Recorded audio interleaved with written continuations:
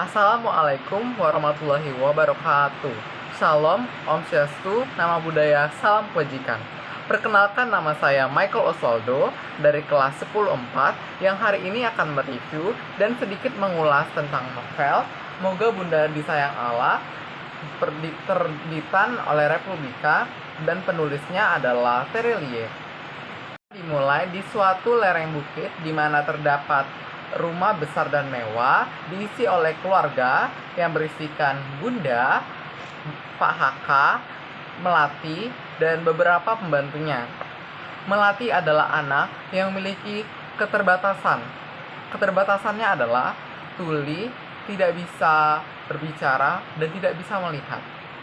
Kemudian kita juga diberitahu bahwa ada karakter bernama Karang. Karang adalah karakter yang dulunya adalah seorang pemilik taman kanak-kanak, dan namun karena taman kanak-kanak itu hancur setelah saat mereka berstudi tour, mereka mengalami kecelakaan dan mengakibatkan 18 anak meninggal dunia dari 30 anak.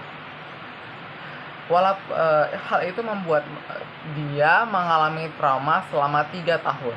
Kemudian Bunda Melati meminta pertolongan pada Karang untuk membantu anaknya agar dapat sekiranya mengenal dunia lebih baik. Kemudian di sini kita melihat masuk dalam konflik di mana sang bulang berusaha sebesar mungkin untuk membesarkan atau sekiranya menolong Melati agar dia bisa mengenal dunia dengan lebih baik. Seperti konflik bagaimana dia melawan rasa traumanya terhadap kejadian 3 tahun lalu, kemudian seperti membantu menguatkan kepercayaannya kepada keluarga Pak Haka dan lain sebagainya. Karang pun berusaha sebanyak mungkin untuk membantu Melati agar dia bisa mengenal lebih banyak dunia, dimulai dari cara memegang sendok dan cara membedakan sendok dan garpu, kemudian cara duduk, dan seterusnya hingga dia bisa berbicara yang hanya bisa mengeluarkan kosakata bama hingga bisa berbicara.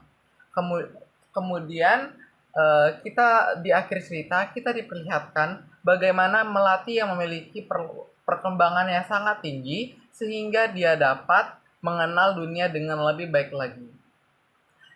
Untuk unsur instruktifnya, pertama adalah tema. Tema yang diangkat adalah cerita seorang anak yang memiliki keterbatasan, namun ia terus-menerus berusaha untuk dapat mengenal dunia dengan lebih baik.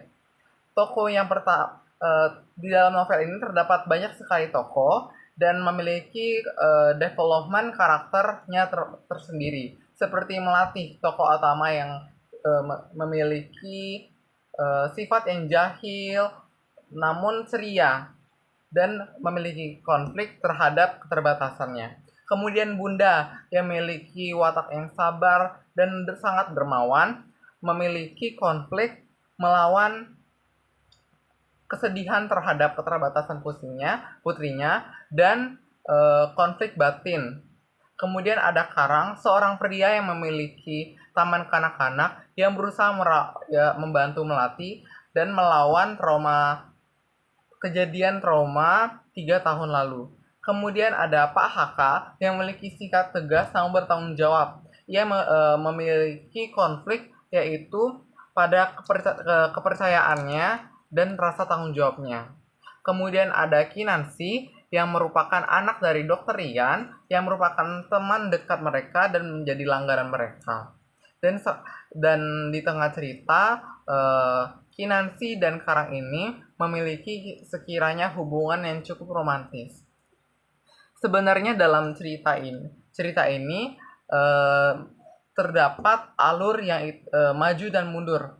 Latar waktunya bisa pada pagi hari dan sore hari.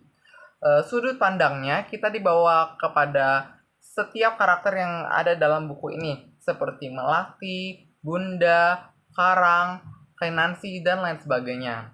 Gaya bahasa yang digunakan adalah non-formal dan sedikit menggunakan bahasa daerah. Amanat yang terdapat dalam kisah ini sebenarnya sangatlah banyak, karena dalam cerita ini mengandung cerita yang maju mundur, dan bahkan di dalam satu cerita terdapat banyak sekali cerita yang spesifik dan memiliki maknanya tersendiri. Eh, untuk amanat utamanya yaitu bagaimana kita melawan kekurangan kita, dan bagaimana kekurangan itu tidak menjadi landasan untuk kita berputus asa. Untuk kelebihan dan kekurangannya, pertama adalah kelebihan. Kelebihan dari novel ini adalah bagaimana Terelie bisa membuat novel yang sangat luar biasa dengan cerita-cerita yang sangatlah kompleks dan memiliki cerita yang bisa dibilang sebenarnya cukup rumit, namun bisa dikemas dengan baik. Bahkan cerita ini telah diangkat menjadi film. Kemudian untuk kekurangannya adalah penggunaan bahasa yang sebenarnya kurang baku, dan alurnya bisa dibilang sangat kompleks, maju mundur, dan terakhir adalah pesan moral yang saya berikan pada Moga Bunda Disayang Allah adalah, saya akan membacakannya dari hipnosis di belakang. Jika seorang buta tapi masih bisa mendengar, maka dunia tidak terputus darinya. Dia masih punya akses untuk belajar, juga berkomunikasi dengan orang lain lewat telinganya. Jika seorang tuli tapi bisa melihat, maka dunia tidak terputus darinya. Dia masih punya akses belajar, juga berkomunikasi lewat matanya. Lantas bagaimana orang yang memiliki 3 keterbatasan sekaligus? Tidak bisa berbicara, tidak bisa mendengar, dan tidak bisa melihat. Cerita ini memberikan makna bahwa pesan moralnya adalah tidak ada kata terlambat jika kamu ingin kembali ke jalan yang benar, dan hindarilah rasa putus asa. Karena jika ada perjuangan, maka kamu akan menemukan jalan tengah untuk memperoleh kebahagiaan. Mungkin sedikit saja video dan review dari Moga Bunda Disayang Allah. Saya sangat merekomendasikan buku ini kepada penonton untuk membelinya, karena memberikan cerita yang bisa dibilang cukup jarang diberikan, namun memiliki inti yang sangat melimpah. Sekian review saya akhiri. Wassalamualaikum warahmatullahi wabarakatuh. Salam swastiastu, namo buddhaya, salam kebajikan. Terima kasih.